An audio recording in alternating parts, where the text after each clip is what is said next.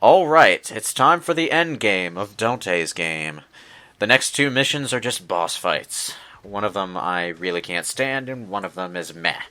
This is actually the one I can't stand. We're about to fight Mundus in this part. But first, we have to walk into his office and bitch him out. Oh, so we get to hear more oh-so-charming dialogue? Actually, I'm not terribly, I don't terribly hate this particular scene, but a lot of people took it out of context. Because Dante says some pretty mean things about what happened when Lilith and Mundus' spawn died.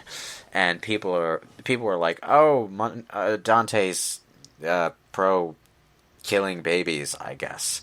But it's pretty obvious from the context and Dante's rather forced tone that he's just saying it to piss Mundus off. Oh, so that just like it when people take stuff. Don't you just like it when people take stuff out of context for the sake of supporting their flimsy argument? I do kind of, I almost forget for a second when this scene starts that Mundus is the Demon Emperor and he's basically fucking the world over sideways every day. But he just sort of has this quiet, simmering anger over Dante killing Mundus' spawn. Actually, it was Virgil, but whatever. For freedom!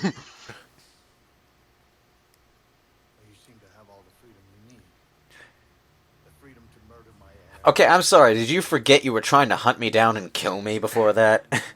Just saying. Oh, he's gonna do the what would mankind do with freedom? I provide stability. Blah, yeah, this blah, is... blah, blah. This is a quote-unquote moral ambiguity thing that Mundus brings up, and Virgil brings it up again in the last 10 minutes of the game. But the idea that humans can't look after themselves and they need some overseer to protect them.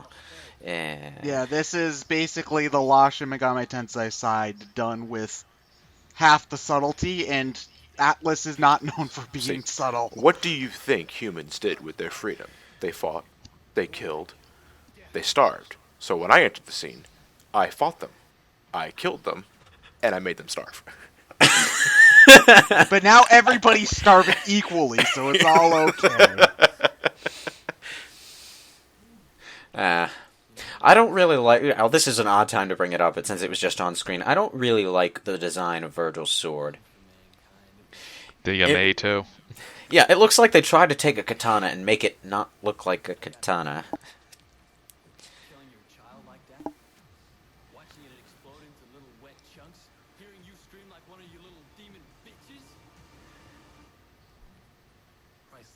There's that shit-eating grin I know so well.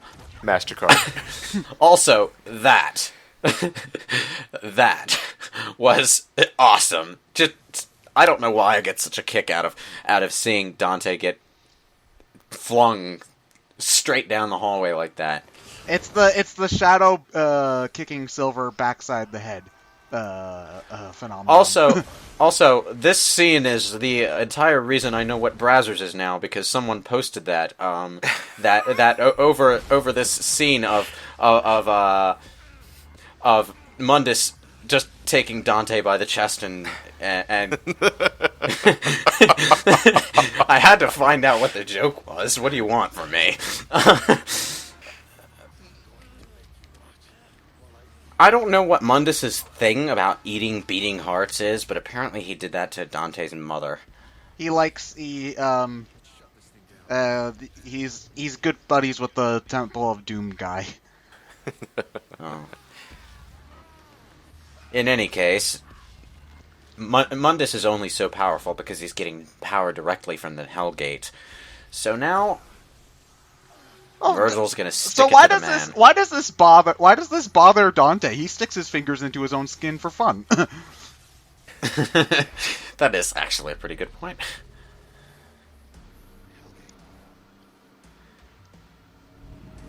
Uh-oh. But this has an unintended side effect, or rather, intended on Virgil's end.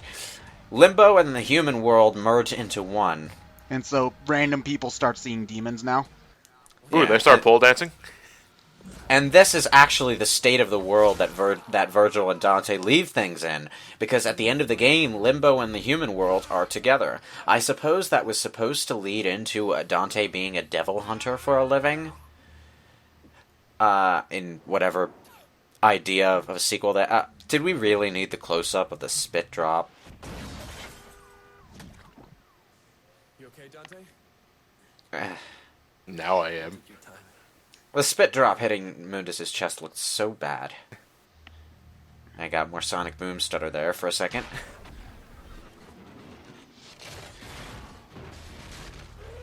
Oh, by the way, need I remind you that between this Mundus's bitch fit over the death of his spawn and, well, the entire world going to shit, millions of people are dying right now. Well, that's the bad guys who did was it. saved. Our heroes, ladies and gentlemen. Yes, our hero, Mundus. The giant rock god, question mark? He's made out of skyscrapers, I notice. It's a giant garbage monster. This is Mundus, ladies and gentlemen. He is a giant garbage monster. He might as well be the trash titan from Sonic 4. Oh, I hated that asshole. Why did you remind me he existed? Because I hate this asshole, too. But now it sounds like the original Mundus. Look, he's going on in the background, and Virgil and Dante are just talking straight over him. We know that. Oh, wait. That's Dante says what we're all thinking. Okay, I thought that was funny.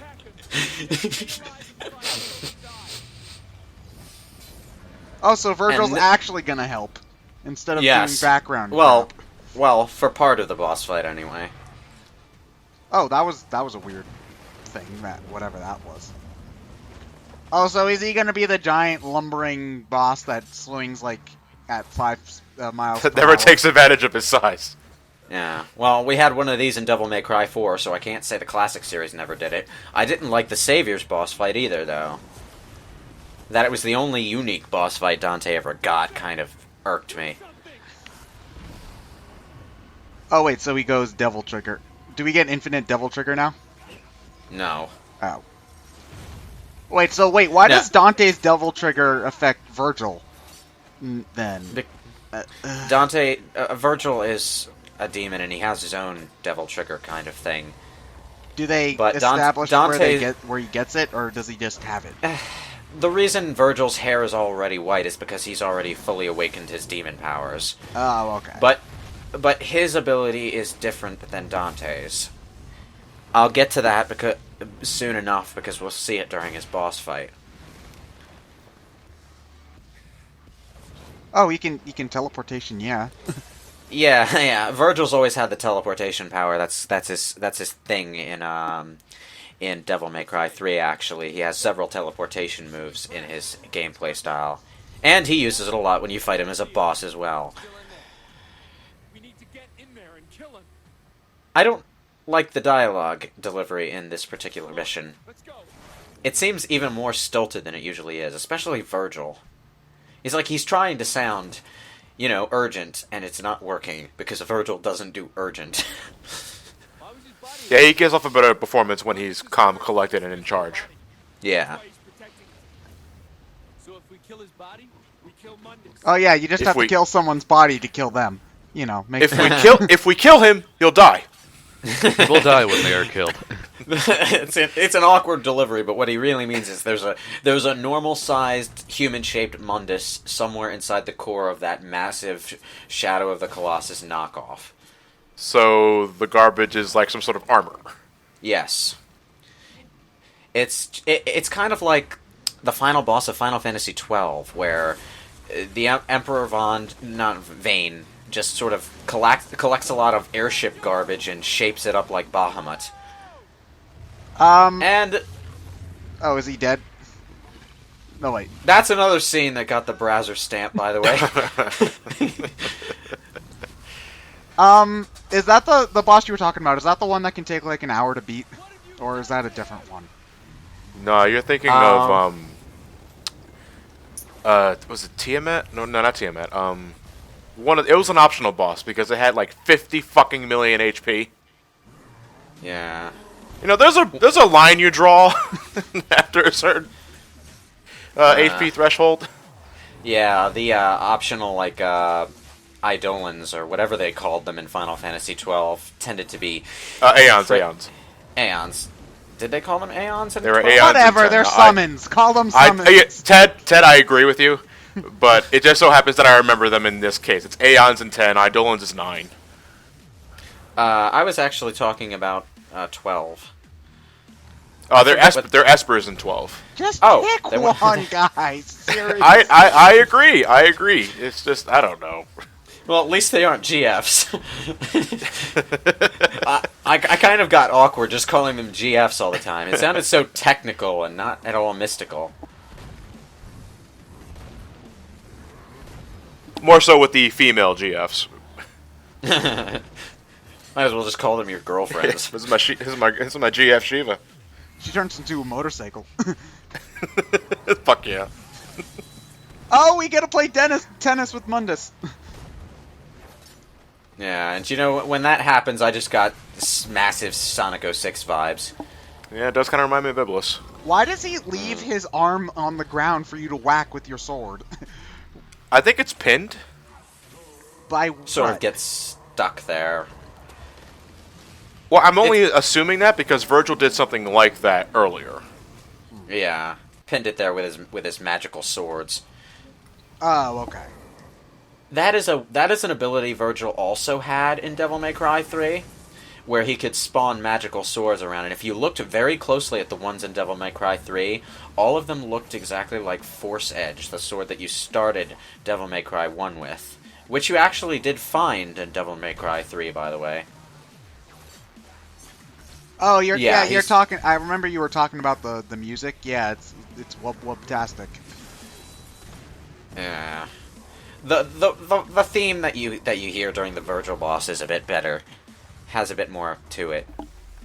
But this is just I don't like Mundus in this game. Like, I like his human design, and his voice acting is pretty nice.